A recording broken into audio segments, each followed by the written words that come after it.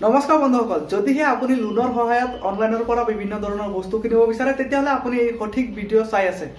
কাৰণ আজিৰ এই ভিডিঅ'টোত মই আপোনালোকক শিকাম কেনেকৈ আপুনি লোনৰ সহায়ত অনলাইনৰ পৰা বিভিন্ন ধৰণৰ বস্তু কিনিব পাৰিব। লাগিলে ফ্লিপকাৰ্ট, এমাজন, পেটিএম বা mi.com নহওক কিয় আপুনি ফ্লাইটৰ টিকেটো কৰিব পাৰিব লোনৰ সহায়ত। লোনৰ সহায়ত আপুনি ফ্লাইটৰ টিকেট আৰু বিভিন্ন ধৰণৰ অনলাইন শ্বপিং কৰিবলৈ হ'লে এই ভিডিঅ'টো সম্পূৰ্ণ শেষলৈকে চাব লাগিব। তেতিয়াহ'লে আপুনি শিকিব পাৰিব। প্ৰথম কথা, যদিহে আপুনি অনলাইনৰ পৰা লোনৰ সহায়ত বস্তু কিনিব বিচাৰে আপোনাৰ 4টা বস্তু থাকিব লাগিব। প্ৰথম কথা হ'ল আপোনাৰ এখন আধাৰ কাৰ্ড থাকিব লাগিব, দ্বিতীয় কথা হ'ল আপোনাৰ এখন পেন কাৰ্ড থাকিব লাগিব, তৃতীয় কথা হ'ল আপোনাৰ নিৰ্দিষ্ট পৰিমাণৰ ইনকাম থাকিব লাগিব বা আপোনাৰ একাউণ্টত প্ৰত্যেক মাহত কিবা এটা পৰিমাণৰ নিৰ্দিষ্ট পৰিমাণৰ ট্ৰানজেকশ্যন অৰ্থাৎ লেনদেন হ'ব লাগিব। চতুৰ্থ কথা, আপোনাৰ সেই বেংক পাছবুকৰ লগত জড়িত এটা ইণ্টাৰনেট বেংকিং থাকিব লাগিব। তেতিয়াহ'লে আপুনি লোনৰ কাৰণে আবেদন কৰিব পাৰিব আৰু আপোনাৰ লোন সম্পূৰ্ণ সম্ভৱ হ'ব।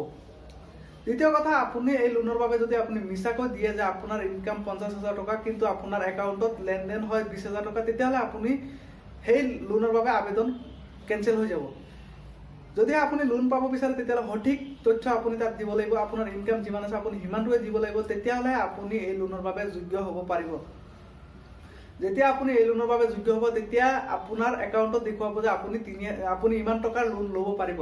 যেতিয়া আপুনি এটা বস্তু কিনিব বিচাৰিব তেতিয়া আপুনি এই বস্তুটো তাত গৈ এপ্লাই কৰিব লাগিব। এপ্লাই কৰিলে আপোনাৰ সেই লোনটো এক্টিভ হ'ব। তাৰ আগত কিন্তু কোনো ধৰণৰ চাৰ্জ নাকাটে। যেতিয়া আপুনি এক্টিভ কৰিব লোনটো তেতিয়া আপোনাৰ তাত চিলেক্ট আহিব যে আপুনি কেই মাহৰ বাবে লোনটো ল'ব বিচাৰে আৰু মাহত কিমান টকাকৈ ভৰিব। এনেকুৱা বিভিন্ন ধৰণৰ অপশ্যন ভৰি আপুনি এই লোনটো ল'ব পাৰিব আৰু প্ৰত্যেক মাহে আপুনি এই লোনৰ পইচা ভৰিব লাগিব আৰু আপোনাৰ একাউণ্টৰ পৰা অট'মেটিকলি পইচাটো কাটি যাব। আপোনাৰ একাউণ্টত বেলেঞ্চ ঠিক ৰাখিব লাগিব। গতিকে এই ভিডিঅ'টো আপুনি সম্পূৰ্ণ শেষলৈকে চাওক। কেনেকৈ আপুনি আবেদন কৰিব লাগিব, কি কৰিব লাগিব, সকলো এই ভিডিঅ'টোত আছে। আহক আমি আৰম্ভ কৰোঁ। বন্ধুসকল, প্ৰথমতে আমি আমাৰ মোবাইল বা আমাৰ লেপটপত গৈ আমি ক্ৰম ব্ৰাউজাৰ বা যিকোনো ধৰণৰ ইণ্টাৰনেট ব্ৰাউজাৰ অ'পেন কৰিব লাগিব। প্ৰথমতে মই গৈ ইয়াত মোৰ যিটো ক্ৰম ব্ৰাউজাৰ আপোনালোকে দেখিবলৈ পাইছে এই ক্ৰম ব্ৰাউজাৰটো অ'পেন কৰিম। আপুনি আপোনাৰ লেপটপত বা আপোনাৰ মোবাইলত আপোনাৰ যিকোনো ধৰণৰ ব্ৰাউজাৰ আপুনি ওলাব পাৰিব। তাৰপিছত আমি গুগলত চাৰ্চ কৰিম ZEST জেষ্ট মানি MONEY জেষ্ট মানি আমি ইয়াত চাৰ্চ কৰিম। চাৰ্চ কৰিলে আমাৰ ইয়াত দেখা পাব যে justmoney.in বুলি আহিব। তাত আমি ক্লিক কৰিম। ক্লিক কৰাৰ পিছত আমাৰ ইয়াত ওপৰত চাব 3টা ৰেখা থকা এটা বস্তু আছে। আমি ইয়াত ক্লিক কৰিব লাগিব। আমি ইয়াত ক্লিক কৰিলে তাত লগইন বুলি ওলাই আহিব। লগইনত আমি ক্লিক কৰিম। তাৰপিছত আমি তলত আহি ক্ৰিয়েট একাউণ্ট বুলি ক্লিক কৰিব লাগিব। ক্ৰিয়েট একাউণ্ট ক্লিক কৰাৰ পিছত আপুনি আপোনাৰ মোবাইল নম্বৰটো তাত দিব লাগিব আৰু আপোনাৰ যিটো ইমেইল এড্ৰেছ আছে সেই ইমেইল বা জিমেইল এড্ৰেছ তাত দিব লাগিব। মই ইয়াত মোৰ মোবাইল নম্বৰটো দি লওঁ। ইমেইল আৰু জিমেইল তাত দিয়াৰ পিছত আপুনি ভেৰিফাই উইথ OTPত ক্লিক কৰিব লাগিব। তাৰপিছত আপোনাৰ নাম্বাৰত এটা OTP মেছেজ আহিব আৰু সেই OTPটো আপুনি ইয়াত বহুৱাই দিব লাগিব। 515080 মোৰ OTP আৰু ইয়াত ভেৰিফাই কৰি দিব লাগিব। OTP ভেৰিফাই কৰাৰ পিছত আপুনি আপোনাৰ নাম দিব লাগিব, যেনেকৈ আপোনাৰ পেন কাৰ্ডত আছে। মই মোৰ নামটো ইয়াত লিখিম আৰু ইয়াত জেণ্ডাৰ চিলেক্ট কৰিম, মেল, আৰু ডেট অফ বাৰ্থ চিলেক্ট কৰিম। চিলেক্ট কৰাৰ পিছত আপোনাৰ আধাৰ কাৰ্ড নম্বৰ ইয়াত দিব লাগিব আৰু আপোনাৰ পেন কাৰ্ড দিব লাগিব। তাৰপিছত আপোনাৰ পিনক'ড দিব লাগিব, হাউচ নম্বৰ দিব লাগিব। আপোনাৰ যদি হাউচ নম্বৰ নাই তেতিয়াহ'লে আপোনাৰ গাঁৱৰ যিখন ৰাস্তাৰ নাম দিব পাৰে। আপোনাৰ ডিষ্ট্ৰিক্ট চিলেক্ট কৰিব, লোকেল এৰিয়া চিলেক্ট কৰিব, তাৰপিছত ছেভ এণ্ড কণ্টিনিউ কৰিব। তাৰপিছত আপোনাৰ আহিব যে আপুনি কি কৰে, আপুনি বিজনেছ কৰে নেকি, নে আপুনি ষ্টুডেণ্ট। তাৰপিছত আপোনাৰ মান্থলি ইনকাম কিমান সেইটো দিব লাগিব। আপুনি বেংকত যিমান টকা মান্থলি ইনকাম কৰে সেই ইনকামটো তাত দিব লাগিব। তাৰপিছত আপুনি আপোনাৰ পিতৃ মাতৃৰ সৈতে থাকে নেকি নে অকলে থাকে সকলোবিলাক ফিল আপ কৰি কণ্টিনিউ কৰিব লাগিব। কণ্টিনিউ কৰাৰ পিছত আৰু এটা পেজ খোল খাব য'ত নেকি আপুনি আপোনাৰ নেট বেংকিঙৰ পাছৱৰ্ড আৰু ইউজাৰ নেম ডাইল কৰি লগইন কৰিব লাগিব। লগইন কৰাৰ পিছত তেওঁলোকে আপোনাৰ বেংকত বা আপোনাৰ বেংক একাউণ্টটো এনালাইচিছ কৰিব। কৰাৰ পিছত আপুনি লোনৰ কাৰণে যোগ্য হয় নে নহয় চিলেক্ট কৰিব।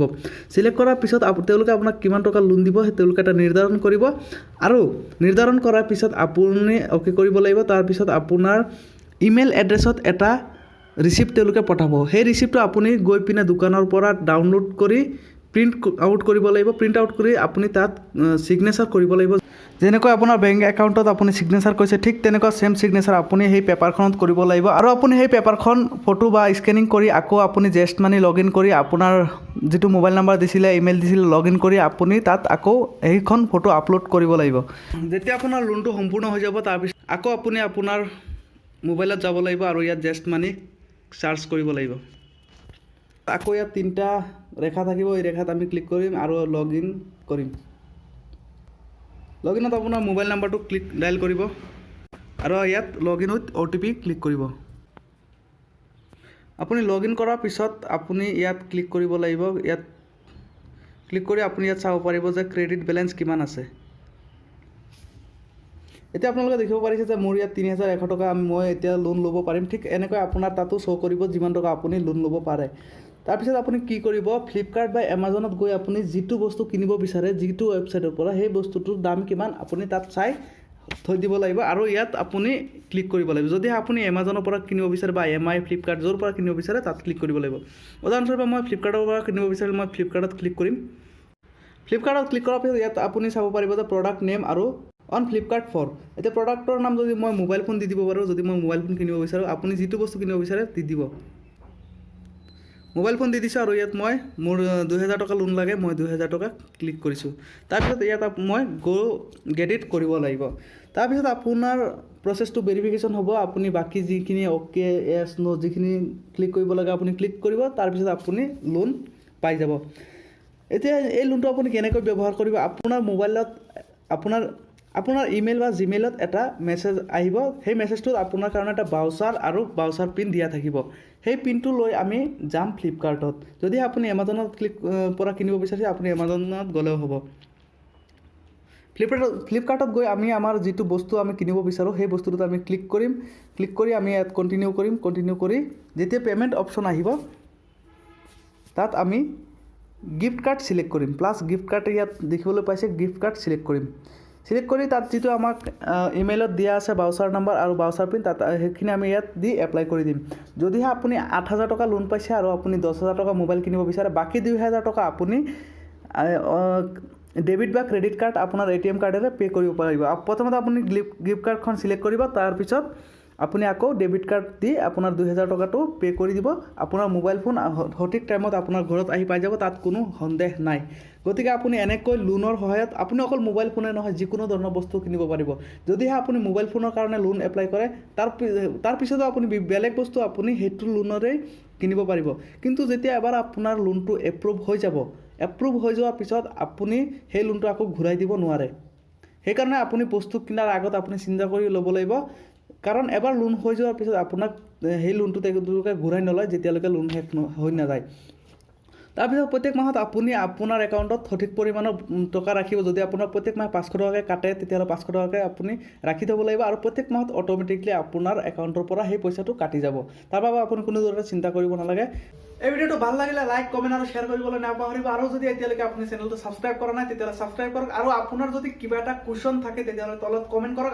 নিশ্চয় আমি আপোনাৰ কুৱেশ্যনটো ৰিপ্লাই কৰিম গতিকে আজিলৈ মানে ধন্যবাদ বন্ধুসকল আগলৈ আপোনালোকে আমাক সাপোৰ্ট কৰি থাকক আমাৰ চেনেল 1000 ছাবস্ক্ৰাইবাৰ হ'বলৈ হ'ল গতিকে সাপোৰ্ট কৰক জলদি যাতে 1000 হৈ যায় আৰু বিভিন্ন ধৰণৰ জ্ঞান থকা ভিডিঅ' আমি আপোনালোকৰ বাবে লৈ আহিম আজিলৈ মানে খুদা হাফিজ জয় আই অসম